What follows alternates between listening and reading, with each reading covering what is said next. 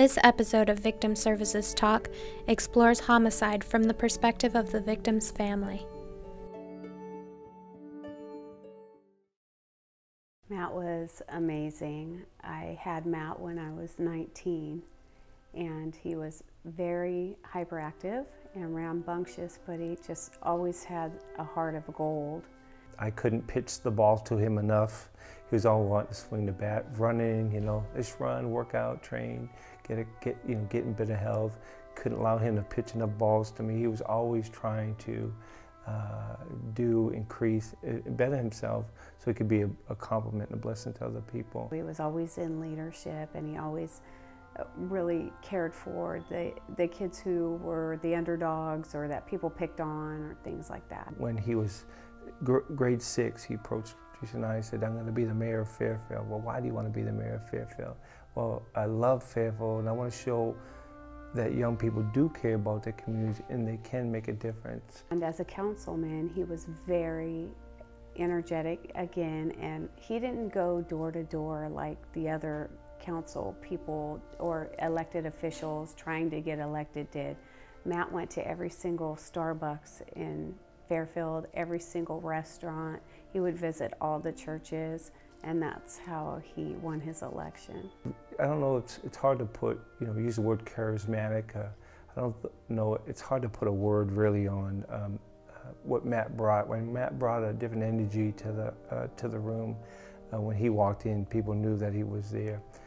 Matt just had a sense of life and purpose inside him. About 8:30, we came in and the phone rang, and it was our house phone, and normally it was my cell phone. So it was odd that it was 8:30 and the house phone was ringing, so I answered it, and it was my friend Terry. And she said, how are you doing, Teresa? And I go, I'm okay, how's it going? She goes, have you talked to Matt? And I said, no, why? And she said, I think he just got shot in Cordelia, which is a suburb of another part of Fairfield. And I said, oh my God, okay, let me call him. And I hung up and I kept calling his number and he didn't answer.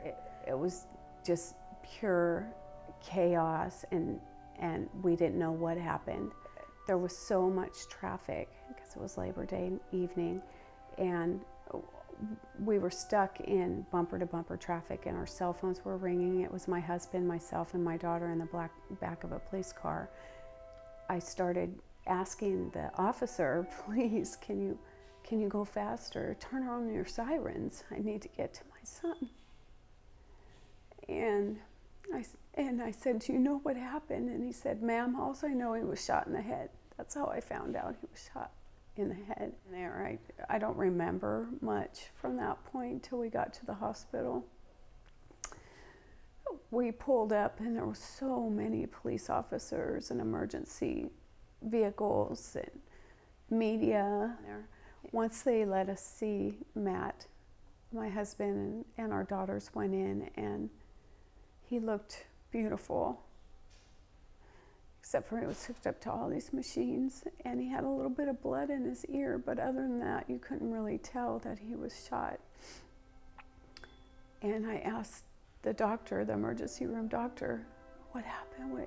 Is he going to be okay? And he just said, ma'am, it was a devastating wound.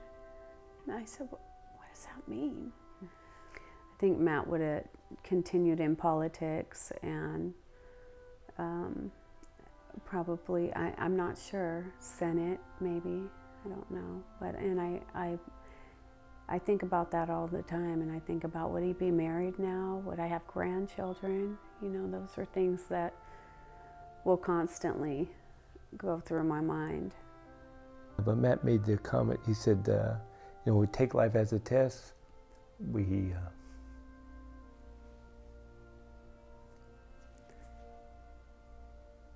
Sorry about that. So he said, if we take life as a test, we take life as a test. He was in the affirmative.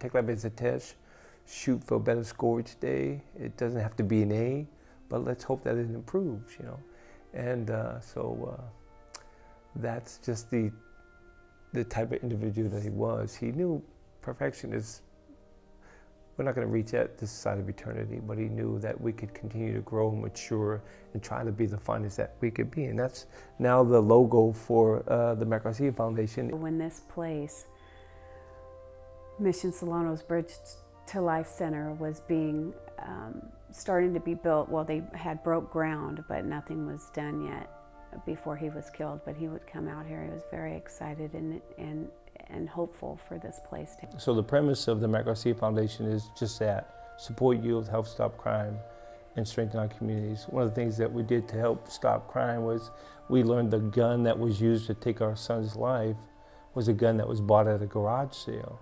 So my wife Teresa and I learned that we wanted to create a venue where people can actually bring unwanted guns to us. And so we, to date, have successfully helped purchase almost 700 unwanted guns from the community. My husband is the COO here, and we always were involved in homeless food runs or helping people less fortunate.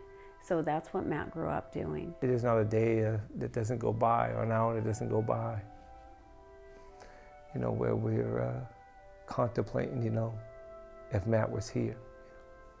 So,